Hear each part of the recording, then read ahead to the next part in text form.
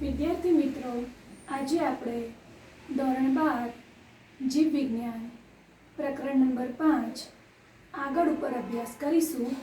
આજનો ટોપિક છે સહપ્રભાવિતતા, જેને આપણે કોડોમિનન્સ તરીકે ઓળખીએ છીએ. મિત્રો, અત્યાર સુધી આપણે આ પ્રકરણની અંદર એક સંકરણનો પ્રયોગ, પ્રભુતાનો નિયમ, વિશ્લેષણનો નિયમ, મુક્ત વિશ્લેષણનો નિયમ, દ્વિસંકરણનો પ્રયોગ, અપૂર્ણ પ્રભુતા, આ બધા મુદ્દા વિશે માહિતી મેળવી. આજે આપણે ભણી રહ્યા છીએ સહપ્રભાવિતતા. સહપ્રભાવિતતાની અંદર પ્રભાવી તેમજ પ્રચ્છન્ન વૈકલ્પિક કારકોની આપણે વાત કરીએ તો આ કિસ્સાની અંદર પ્રભાવી કે પ્રચ્છન્ન સંબંધોનો અભાવ જોવા મળે છે. સહપ્રભાવિતતાની અંદર તમને પ્રચ્છન્ન કે પ્રભાવી વૈકલ્પિક કારક જોવા મળશે નહીં, પરંતુ બંને જનીનો તેમની અભિવ્યક્તિ સ્વતંત્ર રીતે રજૂ કરે છે. ટૂંકમાં કોઈ જનીન એ પ્રભાવી નથી, કોઈ પ્રચ્છન્ન નથી, પણ બંને સ્વતંત્ર રીતે પોતાની અભિવ્યક્તિ રજૂ કરે છે સહપ્રભાવિતતાની અંદર. ઉદાહરણ તરીકે, મનુષ્યની અંદર એબીઓ રુધિર જૂથનું નિર્ધારણ કરવાવાળા જે ભિન્ન પ્રકારના રક્તકણો છે એની અંદર તમને સહપ્રભાવિતતા સ્પષ્ટ રીતે જોવા મળે છે. મિત્રો, આગળ ઉપર આપણે લઈએ એબીઓ રુધિર જૂથ, એટલે કે માનવનું જે એબીઓ રુધિર જૂથ છે એનું નિયંત્રણ કેપિટલ આઈ જનીન દ્વારા થતું તમને જોવા મળે છે. એટલે કે આઈ જનીન આ રુધિર જૂથનું નિયંત્રણ કરે છે. રક્તકણની અંદર કોષરસ સપાટી ઉપરથી બહારના ભાગમાં ઉપસેલી એવી શર્કરા પોલિમર જોવા મળે છે. રક્તકણની અંદર કોષરસ સ્તરની સપાટી ઉપરથી બહાર ઉપસેલ એવી શર્કરા પોલિમર જોવા મળે છે, અને આ પોલિમરનો પ્રકાર કયો હશે તે બાબતનું નિયંત્રણ એ આ કેપિટલ આઈ જનીન દ્વારા થાય છે. ફરીથી મિત્રો, રક્તકણના કોષરસ સ્તરની સપાટી પરથી બહાર ઉપસેલ એવી શર્કરા પોલિમર હોય છે, અને આ પોલિમરનો પ્રકાર કયો છે એ બાબતનું નિયંત્રણ કેપિટલ આઈ જનીન દ્વારા થાય છે. તો આ કેપિટલ આઈ જનીન જે છે એ 3 એલેલ ધરાવે છે. એક છે કેપિટલ આઈ એ, બીજો છે કેપિટલ આઈ બી અને ત્રીજો છે સ્મોલ આઈ. આ 3 એલેલ એ આ જનીન ધરાવતા જોવા મળે છે. હવે કેપિટલ આઈ એ અને કેપિટલ આઈ બી એલેલ જે છે એ એકબીજાથી થોડીક જ જુદી પડતી એવી શર્કરાનું ઉત્પાદન કરે છે. કેપિટલ આઈ એ અને કેપિટલ આઈ બી આ બંને જે એલેલ છે એ પોતાનાથી થોડીક જ અલગ પડતી એવી શર્કરાનું ઉત્પાદન કરે છે, જ્યારે સ્મોલ આઈ એલેલ જે છે એ કોઈ પ્રકારની શર્કરાનું ઉત્પાદન કરતું નથી. ટૂંકમાં આ બંને એલેલ એ પોતાનાથી થોડી અલગ પડતી શર્કરાનું ઉત્પાદન કરશે, પણ સ્મોલ આઈ એલેલ જે છે એ કોઈ પ્રકારની શર્કરાનું ઉત્પાદન કરતું નથી. હવે માનવ જે છે એ માનવ એ દ્વિકીય સજીવ છે, એટલે કે 2N. માટે માનવની અંદર 3 માંથી 2 પ્રકારના જનીન એલેલ તમને જોવા મળશે. મનુષ્યની અંદર આ 3 પૈકી કેપિટલ આઈ એ, કેપિટલ આઈ બી અને સ્મોલ આઈ, આ 3 જનીન એલેલ પૈકી તમને 2 પ્રકારના જનીન એલેલની જ હાજરી જોવા મળશે, કારણ કે માનવ એ દ્વિકીય સજીવ છે. બીજો મુદ્દો મિત્રો, કેપિટલ આઈ એ અને કેપિટલ આઈ બી, એટલે કે આ બંને એ સંપૂર્ણપણે સ્મોલ આઈ ઉપર પ્રભાવી છે. એનો અર્થ એ થયો કે સ્મોલ આઈ એ પ્રચ્છન્ન છે. કેપિટલ આઈ એ અને કેપિટલ આઈ બી એ સંપૂર્ણ રીતે તમને સ્મોલ આઈ એલેલ જે છે એના પર પ્રભાવી જોવા મળે છે. હવે મિત્રો આપણે જોઈએ કે ધારો કે કેપિટલ આઈ એ અને સ્મોલ આઈ આ બંને કોઈ એક માનવની અંદર હાજર છે. જ્યારે કેપિટલ આઈ એ અને સ્મોલ આઈ આ બંને જ્યારે હાજર છે ત્યારે ફક્ત કેપિટલ આઈ એ જ વ્યક્ત થશે, કારણ કે આપણે હમણાં જ કીધું કે કેપિટલ આઈ એ આના ઉપર તમને પ્રભાવી જોવા મળે છે. સ્મોલ આઈ કોઈ પ્રકારની શર્કરાનું ઉત્પાદન કરતું નથી, એટલે જ્યારે કેપિટલ આઈ એ અને સ્મોલ આઈ બંને હાજર હોય ત્યારે ફક્ત કેપિટલ આઈ એ તમને અભિવ્યક્ત થતું જોવા મળે છે. બીજો મુદ્દો, જો મિત્રો કેપિટલ આઈ બી અને સ્મોલ આઈ આ બંને ધારો કે હાજર હોય તો ફક્ત કેપિટલ આઈ બી જ તમને અભિવ્યક્ત થતું જોવા મળશે, કારણ કે અહીંયા પણ કેપિટલ આઈ બી એ સ્મોલ આઈ ઉપર તમને પ્રભાવી જોવા મળે છે. આ સ્મોલ આઈ કોઈ પ્રકારની શર્કરાનું ઉત્પાદન કરતું નથી. પહેલામાં મિત્રો આપણે લીધું કેપિટલ આઈ એ અને સ્મોલ આઈ બંને હાજર હોય તો તમને ફક્ત કેપિટલ આઈ એ જ અભિવ્યક્ત થતું જોવા મળે છે. બીજામાં મિત્રો આપણે લીધું કેપિટલ આઈ બી અને સ્મોલ આઈ બંને હાજર હોય તો ફક્ત કેપિટલ આઈ બી જ તમને અભિવ્યક્ત થતું જોવા મળશે. પણ ત્રીજા ઉદાહરણની અંદર આપણે લઈએ છીએ કેપિટલ આઈ એ અને કેપિટલ આઈ બી બંને હાજર હોય તો આ બંને એવા છે કે જે પોતપોતાની શર્કરા અભિવ્યક્ત કરે છે. અહીંયા તમને આ બંને અભિવ્યક્ત થતા જોવા મળશે. કેપિટલ આઈ એ પોતાની શર્કરા અભિવ્યક્ત કરશે, કેપિટલ આઈ બી એ પોતાની શર્કરા અભિવ્યક્ત કરશે. ટૂંકમાં બંને પોતપોતાની શર્કરા અભિવ્યક્ત કરે છે અને આ ઘટનાને જ મિત્રો આપણે સહપ્રભાવિતતા એટલે કે કોડોમિનન્સ તરીકે ઓળખીએ છીએ અને એના કારણે રક્તકણની અંદર એ અને બી બંને પ્રકારની શર્કરા હોય છે.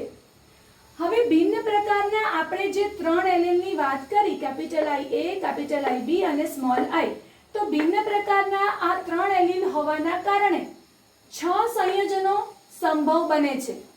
આ પ્રકારે આપણે એબીઓ રુધિર જૂથની વાત કરીએ તો તમને 6 વિભિન્ન પ્રકારના જનીન પ્રકાર શક્ય બનતા જોવા મળશે. આપણે નીચેના કોષ્ટકમાં એ વિશે જોઈએ. માનવ વસ્તીની અંદર રુધિર જૂથનો આનુવંશિક આધાર દર્શાવતું આ કોષ્ટક છે, જેમાં એબીઓ રુધિર જૂથના 6 વિભિન્ન જનીન પ્રકાર તમને શક્ય બનતા જોવા મળે છે.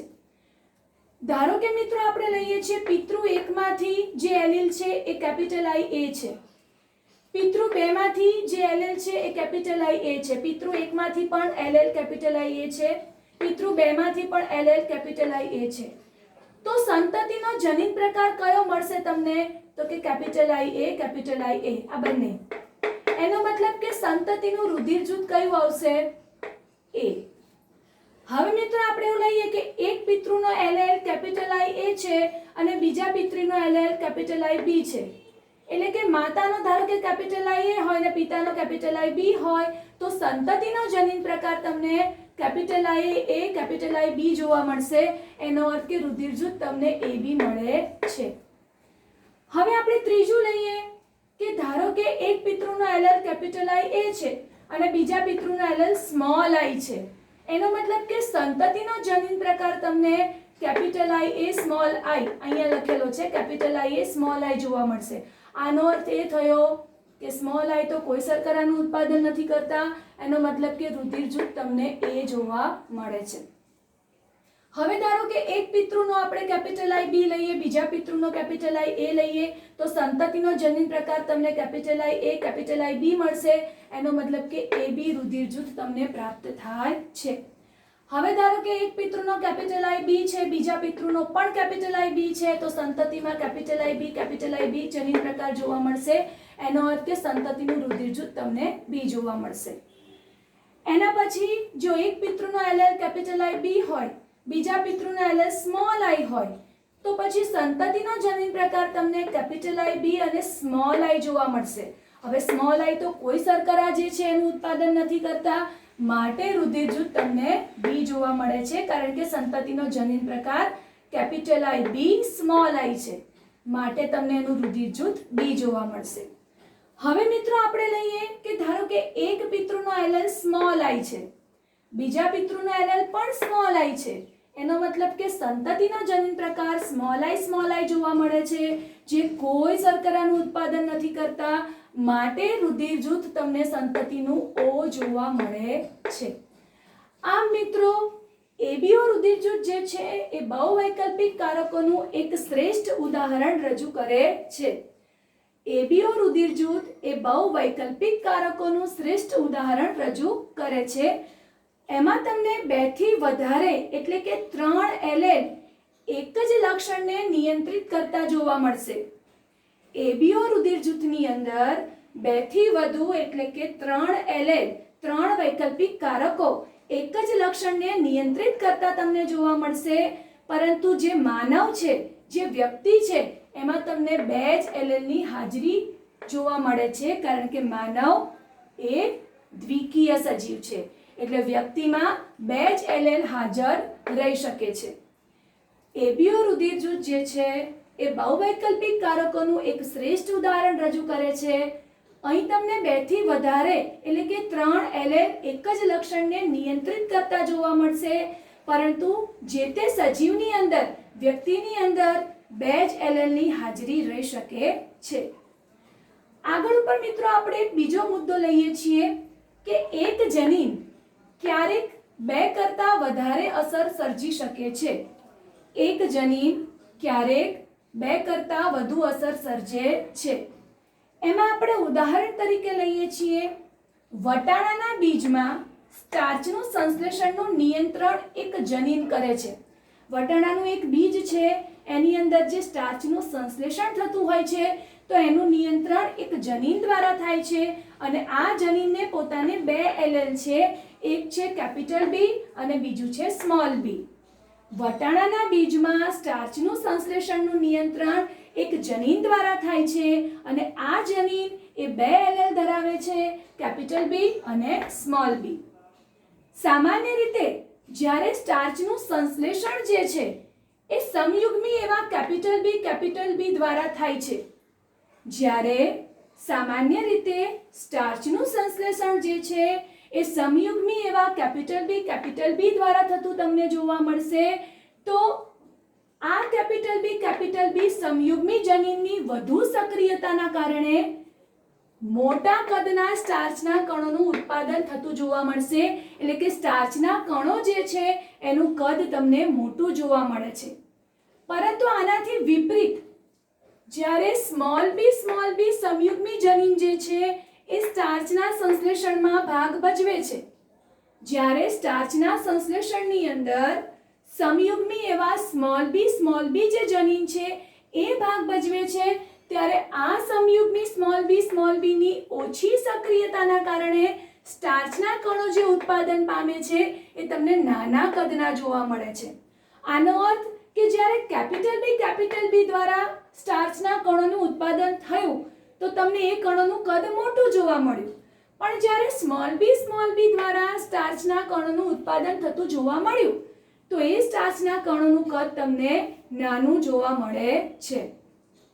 હવે પરિપક્વતા બાદ આપણે જ્યારે કેપિટલ બી જોઈએ છીએ તો એ તમને ગોળાકાર દેખાય છે, અને સ્મોલ બી બીજ આપણે જે જોઈએ છીએ એ તમને ખરબચડા જોવા મળે છે. પરિપક્વતા બાદ કેપિટલ બી બંધારણ ધરાવતા જે બીજ છે એ તમને ગોળ જોવા મળે છે, જ્યારે સ્મોલ બી બંધારણ ધરાવતા જે બીજ છે એ તમને ખરબચડા જોવા મળે છે. હવે આપણે એવું વિચારીએ કે ધારો કે વિષમયુગ્મી એવા ગોળાકાર બીજનું ઉત્પાદન થયું છે, એટલે કે વિષમયુગ્મી એવા ગોળાકાર બીજ ઉત્પન્ન થયા છે, તો વિષમયુગ્મી ધારો કે બંધારણ હોય તો એ બીજનું જે જનીન બંધારણ હશે એ કેપિટલ બી સ્મોલ બી હશે. વિષમયુગ્મી માળખું હોય તો અહીંયા જનીન બંધારણ કેપિટલ બી સ્મોલ બી હશે. તો આપણે એવું વિચારીએ કે કેપિટલ બી ની હાજરી છે એટલે કેપિટલ બી તો પ્રભાવી છે, માટે બીજ આપણને કેવા મળ્યા છે? ગોળાકાર. ફરીથી મિત્રો, જ્યારે વિષમયુગ્મી ગોળાકાર બીજ ઉત્પન્ન થયા જેનું બંધારણ કેપિટલ બી સ્મોલ બી છે, ત્યારે એવું લાગે છે કે કેપિટલ બી તો પ્રભાવી એલેલ છે, માટે આપણને બીજ તો ગોળાકાર મળ્યા, પરંતુ જ્યારે આપણે કેપિટલ બી સ્મોલ બી બંધારણ ધરાવતા જે બીજ છે એના અંદર સ્ટાર્ચના કણનું કદ જોઈએ છીએ તો એ કદ આપણને મધ્યસ્થી જોવા મળે છે.